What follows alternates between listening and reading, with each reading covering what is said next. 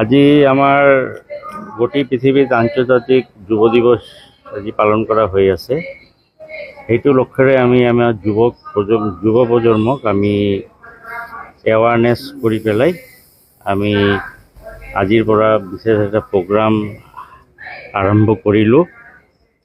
আজি আমি এখন ৰেলী ষ্টুডেণ্ট অৰ্গেনাইজেশ্যন এখন ৰেলী আমি DC অফিচৰ পৰা আমি এখন ষ্টাৰ্ট কৰিলোঁ। এই ৰেলীখন আমাৰ চিভিল হস্পিটেললৈকে আহি পাইছে আৰু ইয়াতে 300 মান ষ্টুডেণ্টছ আৰু NGOৰ মানুহ আজি পাৰ্টিচিপেট কৰিছে।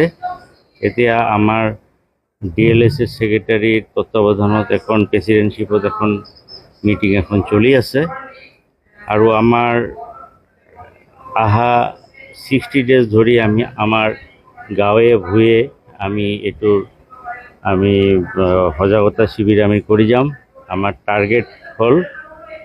টাৰ্গেট হ'ল যুৱ প্ৰজন্মক আমি যাতে সিহঁতে বেয়া বস্তু নিচাজাতীয় বস্তু সেৱন কৰি পেলাই যিবিলাক আজিকালি বেমাৰ হৈ আছে HIV, AIDS, হেপাটাইটিছ এইবিলাকৰ পৰা আমি যাতে দূৰত ৰাখিব পাৰোঁ সিহঁতক। সেইকাৰণে আজিৰ পৰা আমাৰ এটা মিছন এটা ষ্টাৰ্ট হ'ল। অহা 2 মাহ ধৰি আমি গাঁৱে ভূঞে জিলাৰ গাঁৱে ভূঞে আমি প্ৰগ্ৰামটো কৰি থাকোঁ।